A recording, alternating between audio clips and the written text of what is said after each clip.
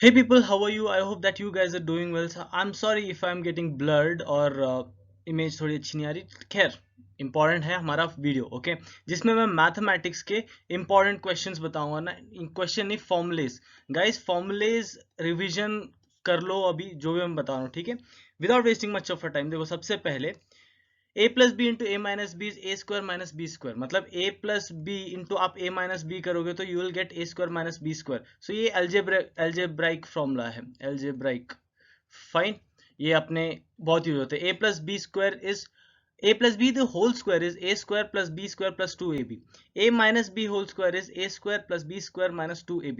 now minus क्यों आता है? क्योंकि आप कोई भी a को स्क्वायर करो, मतलब प्लस को आप स्क्वायर करते हो तो हमेशा प्लस आता है, और माइनस को स्क्वायर करते हो तो माइनस आता है. बट प्लस इंटू माइनस आपका आता है तो माइनस होता है, एंड माइनस इंटू प्लस जो होता है वो माइनस ही होता है. तो क्या होता है कि प्लस a का स्क्वायर प्लस प्लस b का स्क्वायर रादर माइनस b का square.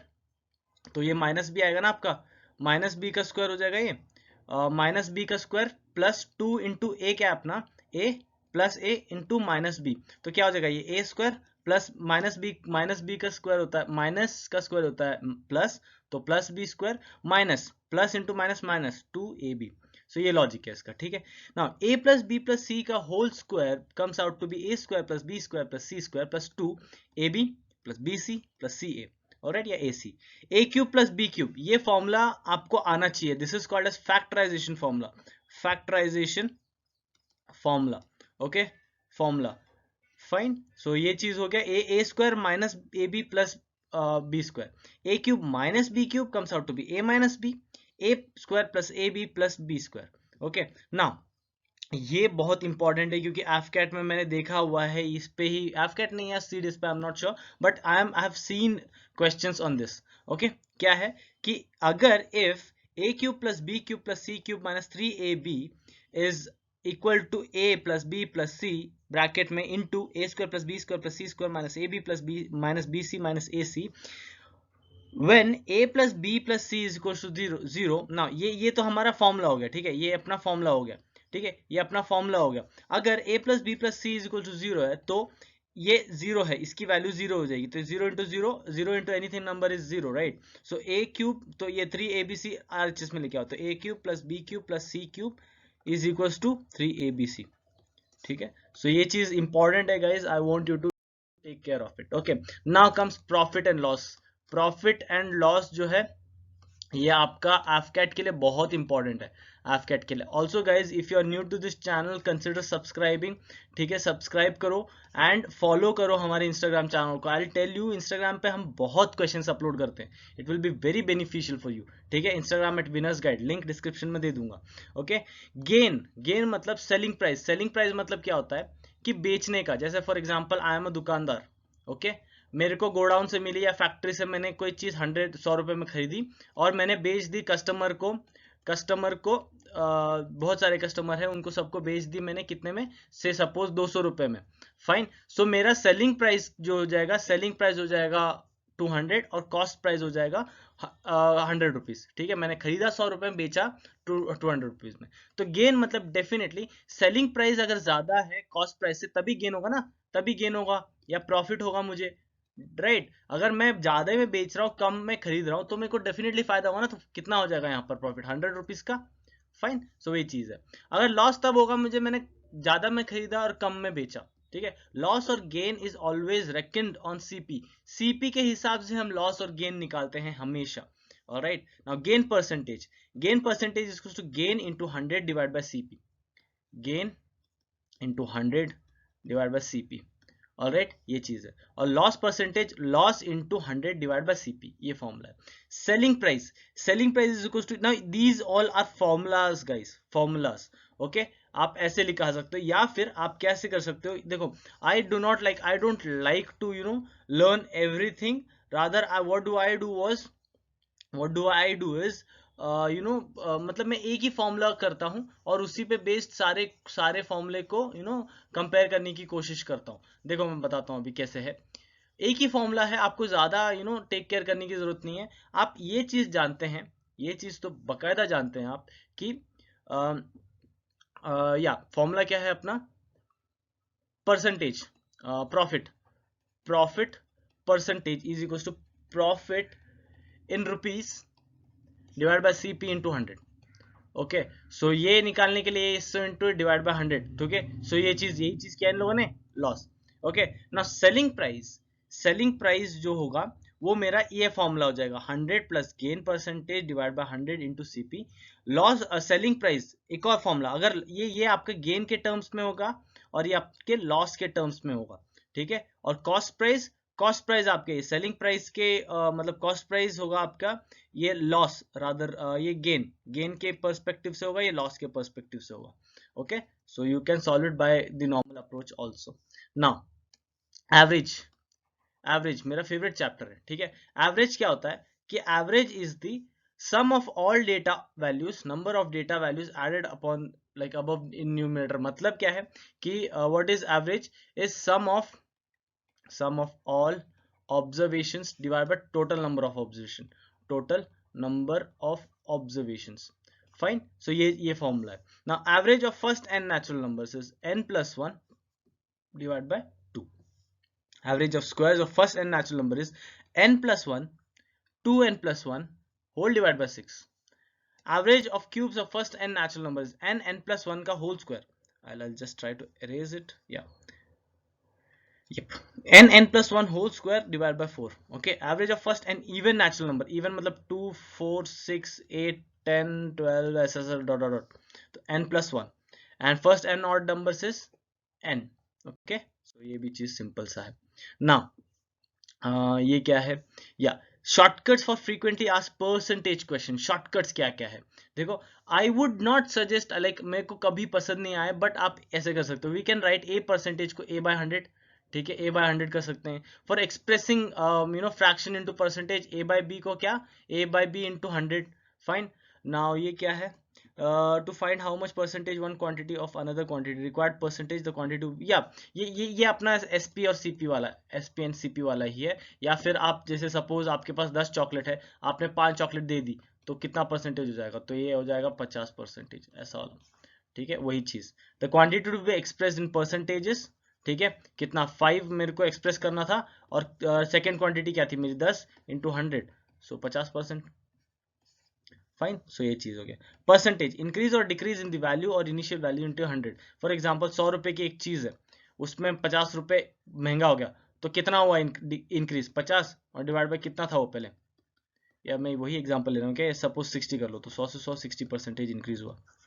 Fine, so a is x% more than b and b is then x divided by 100 plus x into 100. ठीक है, and a is x% less than b.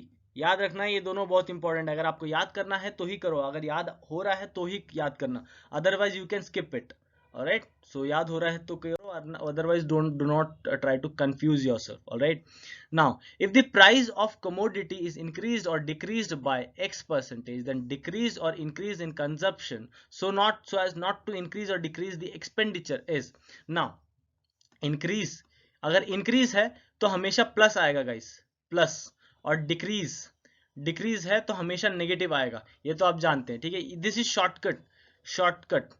Shortcut formula है ये. ठीक है, अगर shortcut आप ध्यान देंगे, तो अगर आप शॉर्टकट जानते हैं तो ये आपको समझ में आएगा. Otherwise guys I would not suggest you कि अगर आप अभी शॉर्टकट्स लर्न करें तो मत करो, क्योंकि I don't want you to confuse yourself at the end. Okay, अगर आपको ये समझ में आ रहा है तो ही करो, otherwise you can leave it. Okay, so x divided by 100, देखो प्लस और माइनस लिखा है, अगर वो इंक्रीज हो रहा है तो प्लस, डिक्रीज हो रहा है तो minus, into 100%.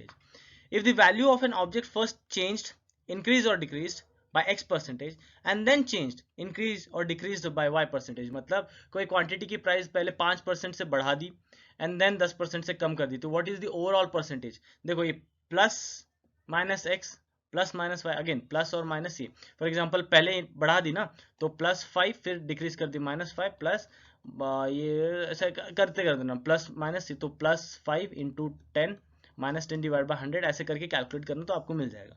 Okay, if the population of a town is p and it increases और decreases at the rate of r% per annum, then population in n years.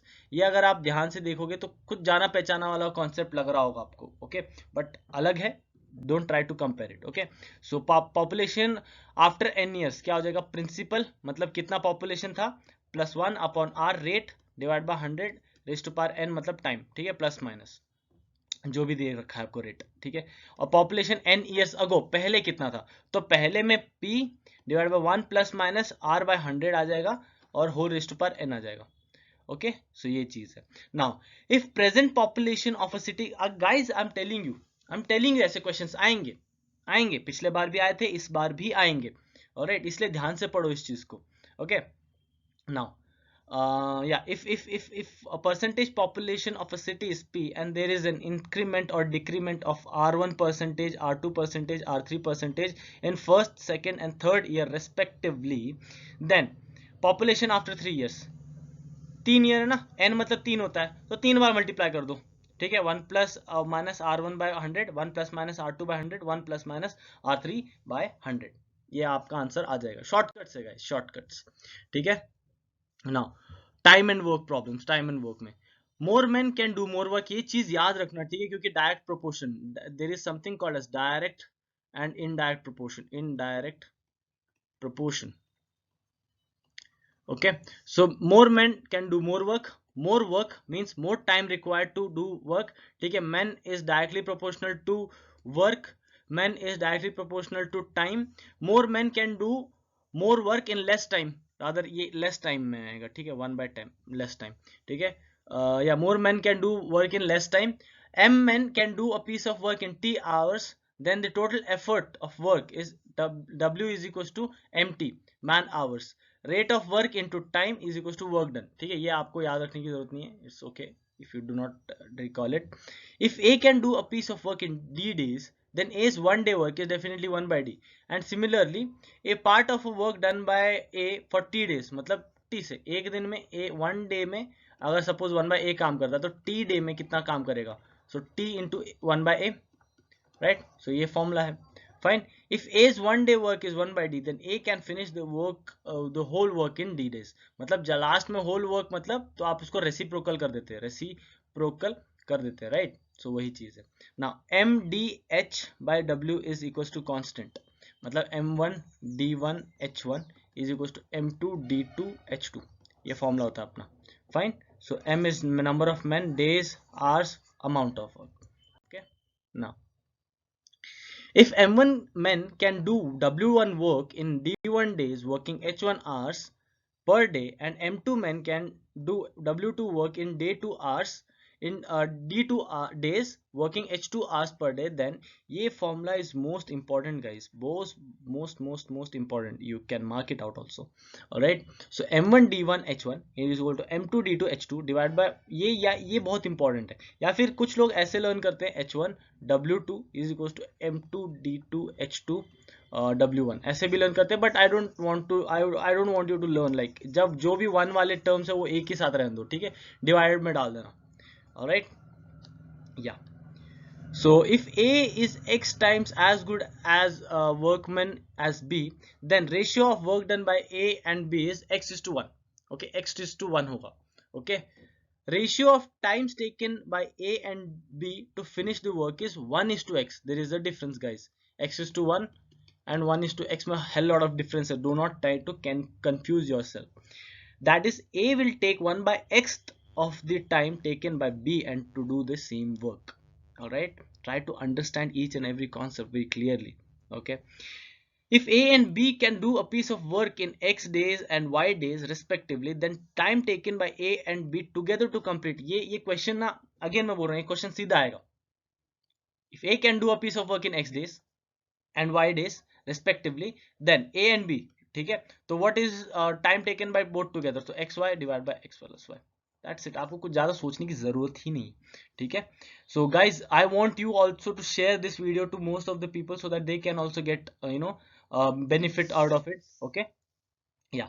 A and B can do a piece of work in x days, B and C can do a piece of work in y days, C and A can do a piece of work in 7z days, then they will complete the same work in 2xyz divided by xy plus yz plus xz, जो भी, okay, so ये भी आपको आता होगा, ठीक है, I hope कि आपको आता होगा। Now boats and streams, boats and streams, ये अगेन मेरा फेवरेट टॉपिक है, Now, still water, if the speed of the water is 0, then the water is in still water. उसका मतलब होता है stream water, मतलब if the water at certain speed, then it is called stream water.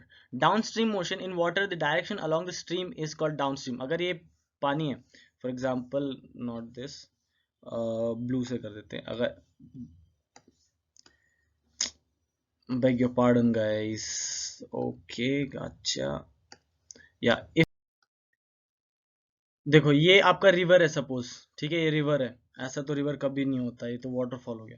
River suppose ऐसा है, ठीक है. सो यहाँ पर आपकी बोट है, ओके, यहाँ पर आपकी बोट है, ऐसा ऐसा. अगर नीचे जा रही है तो स्पीड ऑफ स्ट्रीम, बोट की ओवरऑल स्पीड हो जाएगी, टोटल स्पीड हो जाएगी, नेट स्पीड हो जाएगी. बोट की स्पीड x है और y सपोज, तो x प्लस वाई हो जाएगी. स्पीड ऑफ बोट, सी मैं कलर चेंज कर देता हूँ, red. Speed of boat in downstream is x plus y, speed of boat in upstream is x minus y. क्योंकि अगर ये अपस्ट्रीम जा रही है तो ये उल्टी तरफ जा रही है ना, तो इसलिए x माइनस वाई हो जाएगी, ठीक है. नाउ या let the speed of the boat in downstream be u kilometre per hour, and अगर हमने इसको डाउनस्ट्रीम में u दे दिया और इसको v दे दिया है, then speed of boat in still water हो जाएगा half u plus v, and speed of stream हो जाएगा half u minus v. That's simple, like simple, like you don't have to do anything else. Okay, so this was it guys, this was जो most important formulas थे वो मैंने बता दिए. Wait I want you to watch video जहां पर आशीष का and Kartik का वीडियो मैंने बना रखा है, जिसमें उसने डिटेल में बताया है अपनी स्ट्रैटेजीज, ठीक है, वो दोनों कैसे उन्होंने क्लियर किया. रिमेंबर, आशीष बायोलॉजी बैकग्राउंड से, कार्तिक वर्किंग कैंडिडेट था. They both got recommended for AFCAT. Okay, उन्होंने अपनी पूरी स्टोरी शेयर की है. Okay, it's very helpful, I tell you. Spend some 1 hour on these videos जो लिंक में दे रखा है. Okay, also subscribe to Winners Guide and follow to Winners guide.